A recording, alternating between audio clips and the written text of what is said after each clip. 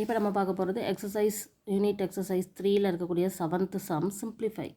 So இதையும் நம்ம simplify தான் பண்ணணும். கொஞ்சம் எக்ஸ்பிரஷனை பார்த்தீங்கன்னா கொஞ்சம் கன்ஃபியூஸ்டு எக்ஸ்பிரஷனாக இருக்குது, பட் ஈஸியாக சால்வ் பண்ணிடலாம். ஓகே, எல்லாமே எல்சிஎம் கான்செப்ட் தான். எல்சிஎம் எடுக்க தெரிஞ்சிச்சுன்னா ஈஸியாக பண்ணிடலாம். So first 1/p + 1/q + r divided by 1/p - 1/q + rன்னு இருக்குது. அதுக்கடுத்து மல்டிப்ளிகேஷனில் இருக்குது 1 + q² + r² - p²/2qrன்னு இருக்குது. ஸோ இங்கேயுமே நம்மளுக்கு எல்சிஎம் எடுக்க வேண்டிய கான்செப்ட் வரும். இங்கேயும் எல்சிஎம், இங்கேயும் எல்சிஎம், ஒவ்வொரு ஸ்டெப்புமே நம்ம எல்சிஎம் எடுத்து தான் செய்ய போகிறோம். ஓகேவா? ஸோ ஃபஸ்ட்டு இந்த நியூமரேட்டருக்கு நான் எல்சிஎம் எடுக்கிறேன். இங்கே p இருக்குது, இங்கே q + r இருக்குது, வேறு எலமெண்ட்டு தான் இருக்குது. ஸோ அப்படி க்ராஸ் மல்டிப்ளை பண்ண வேண்டியதான். க்ராஸ் மல்டிப்ளை பண்ணி கீழே இருக்கிறத மல்டிப்ளையில் எழுதணும். ஸோ க்ராஸ் மல்டிப்ளை பண்ணால் என்ன வரும்? நியூமரேட்டர் மட்டும் q + r + p by p × q + rன்னு வரும். ஓகேவா? நான் அந்த மேலே இருக்க இந்த ஒரு போர்ஷனை தான் நான் இப்படி எழுதியிருக்கேன். அதே மாதிரி கீழே இருக்கிறது எழுதலாமா? ஹோல் டிவைடட் பை இந்த q + r வந்து மல்டிப்ளை பண்ணணும். இங்கே மைனஸ் இருக்குது, p × 1 p by p × q + r. ஓகேவா? இது டிவைடட் பை இது போட்டாச்சா? இன்ட்டு இப்போ இங்கே வாங்க, இங்கேயுமே நம்ம இதை என்ன செய்ய போகிறோம்? எல்சிஎம் தான் எடுக்க போகிறோம். ஸோ இதை கொண்டு போய் இதை மல்டிப்ளை பண்ணி ஆட் பண்ணி எழுதணும். So 2qr + q² + r² - p² by 2qr. ஓகேவா? ஓகே, இனி நெக்ஸ்ட் ஸ்டெப்பில் என்ன பண்ணுறோம் அப்படின்னா, இதை வந்து க்ராஸ் மல்டிப்ளை, அதாவது கீழே இருக்கிறத டிவைட் கேன்சல் பண்ணலாம்.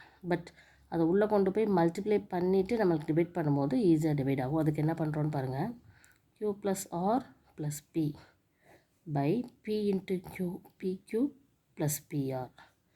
அதே மாதிரி இப்போ இதை வந்து நான் வந்து ரெசிப்ரோக்கலாக மாற்றுறேன். ஸோ இது ரெண்டே மல்டிப்ளை பண்ணும்போது pq + pr by q + r - p into இப்போ இதை பாருங்கள், q² + r² + 2qr. அப்போ என்ன பண்ணலாம்னா q + r the whole square - p²ன்னு எழுதலாம். இதை டிவைடட் பை 2qrன்னு வரும்.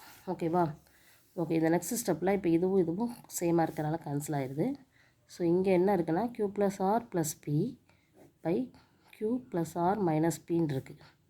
ஸோ இன்ட்டு இப்போ இது a² ஃபார்மேட், இது b² ஃபார்மேட். அப்போ a² - b²னா a + b × a - b. So அந்த ஃபார்மேட்டில் ஃபஸ்ட்டு a + b, அதுக்கப்புறம் q + r - p, a + b × a - b ஃபார்மேட்டில் எழுதி 2qrன்னு போடுறோம். ஓகேவா? இனி நெக்ஸ்ட் ஸ்டெப்பில் என்ன ஆகுதுன்னு பாருங்கள். இந்த q + r - pக்கு இந்த q + r - p கேன்சல் ஆகிடுது. இப்போ இங்கே என்ன இருக்குது? q + r + p ரெண்டு சைடு இருக்கிறனால ரெண்டுமே நம்மளுக்கு என்னது? ஹோல் ஸ்கொயர்டாக வரும். டிவைடட் பை 2qr அப்படின்னு இருக்கும். ஓகேவா? ஸோ இது வந்து q + r + p the whole square by 2qr. ஓகேவா? ஸோ இதுக்கு மேலே இது வந்து நம்மளுக்கு வந்து இது வந்து எல்லாமே எழுதினாலும் இதுக்கு மேலே இதை சிம்பிளிஃபை பண்ண முடியாது. இதுதான் இதனுடைய ஆன்சர். ஓகேவா? எப்படி பண்ணுறோன்னு தெரியுது இல்லையா? ஸோ காமனாக இருக்கக்கூடியதை கேன்சல் பண்ணிவிட்டு மீதி இருக்கிறத எழுதியிருக்கோம். அவ்வளோதான். ஓகே, ரொம்ப ரொம்ப ஈஸியானதான். பட் எல்சிஎம் எடுக்கிற கான்செப்ட் தெரிஞ்சிச்சுன்னா ஈஸியாக சிம்பிளிஃபை பண்ணிவிட்டு போயிடலாம். ஓகேவா? ஸோ கொஞ்சம் ஃபார்முலாஸும் சப்ஸ்டியூட் பண்ணுறோம். a + b the whole square formula. Okay, அதுக்கு அடுத்தது a² - b² ஃபார்முலா. அப்புறம் காமனாக இருக்கிறத கேன்சல் பண்ணிவிட்டு பேலன்ஸை எழுதியிருக்கோம். Okay, thank you.